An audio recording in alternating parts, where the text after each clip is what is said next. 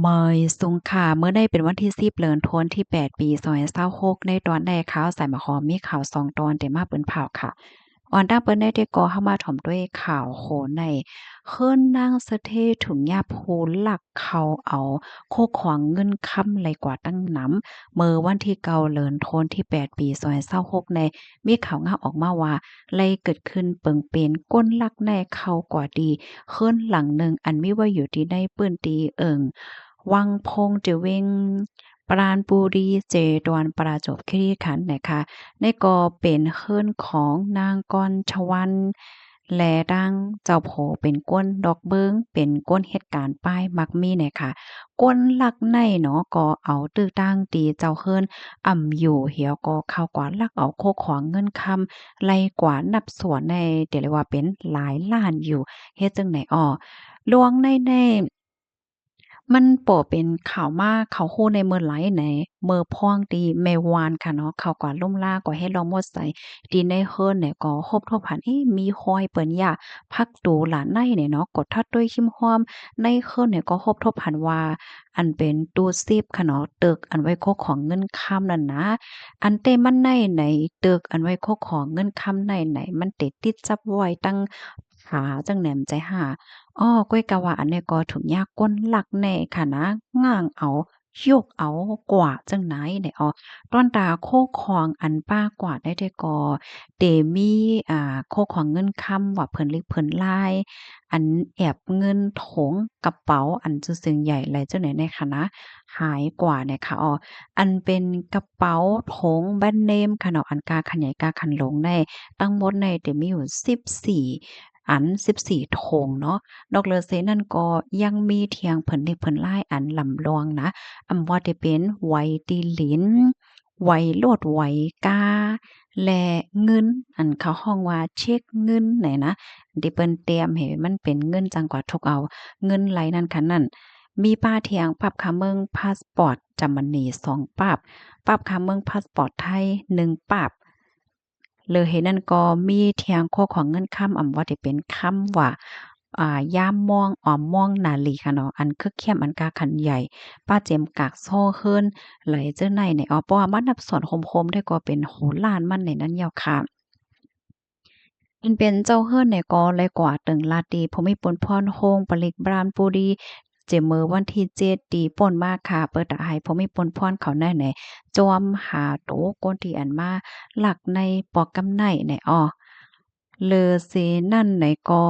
ยังมีหลวงฝากถึงพี่น้องก้นหวานก้นเมืองในปื้นตีคะเนาะว่าผู้ใดไผเสียมว่าคะนะอันรับซื้อโคกของเก่าห้าอำนั้นก็ปื้นตีอันรับอันเปิ้นเอาโคกของเงินคำกว่าปองห้าเสียงล้านอันรับซื้อกระเป๋าโถงมือ25แหละจึงในสังคมทบพันก้นอันหลีทางเทิมเพราะว่าในจึงแค่นตอป่องเลี้ยงปันเสกำในข่าวออ ยินหลีดีเดมอบเงินรางวัลปันว่าเฮ็ดไหนค่ะข้อมูลตอนนี้ก็ค่ะเลยเป็นมาที่ห้องการข่าวสดต่างไว้ในอ้อพี่น้องเฮาค่ะถอมข่าวโฮแนวหันเถินจังหือพองบางปอกในเฮาค่ะได้ว่นว่าอะโลมันเป็นข่าวเอ่อเป็นที่เมืองปนเมืองป้านโอ้มันทำเกี่ยวอีหังเฮาซ้ำกึ่งลีคู่อยู่ห่าเนี่ยข่าวว่นว่าข่าวเงาอันใดในค่ะนะมันเป็นรองดีอันไหนให้หันว่าหลีฟางเต้ๆเฮ็ดจังไหนค่ะ ก้นหมากก้นมีค่ะเนาะเหมือนจังหนังว่าเตเอาเงินเอาคำไว้ตีไหลโคของอันลำร้องในมีตีไหลแหละจังไหนๆอันนี้ก็หลีฟางเต้ค่ะเนาะก็เพราะว่าก้นเฮาค่ะในหันหน้าอำหันใจอันว่านั้นยาวเนี่ยค่ะและเพราะว่าเป็นไร่ในค่ะนะคืนอันว่าในเพราะว่าอำอยู่เคินเนี่ยก็สังว่าใกล้ๆอยู่เพราะว่าในจึงไหนมันเตจังเฮ็ดให้ก้นหลักอันนั้นก็ก้นที่เปิ้นกียามจังไหนเปิ้นปักตาด้วยเฮ็ดเนี่ยเนาะ บางคืนได้แต่ก็เปิ้นเตจ้างก้นมาไปลุ่มลามาอยู่เฮ็ดจั่งใดก็มีค่ะ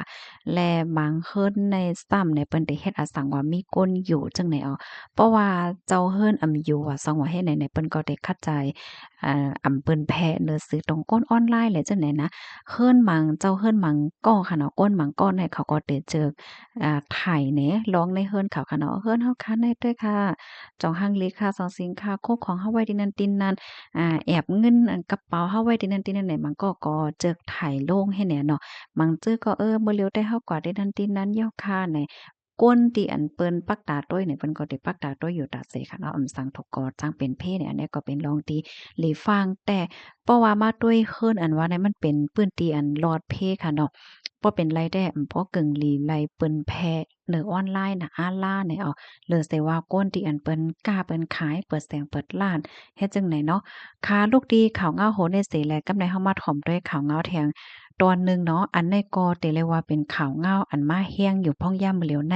ลูเฮียนยิ่งมานโฮมตั้งอ้อยก็ป้อทบบังโหลวนยิ่งไทยถึงดีเลยรับรองตั้งเจ็บในออม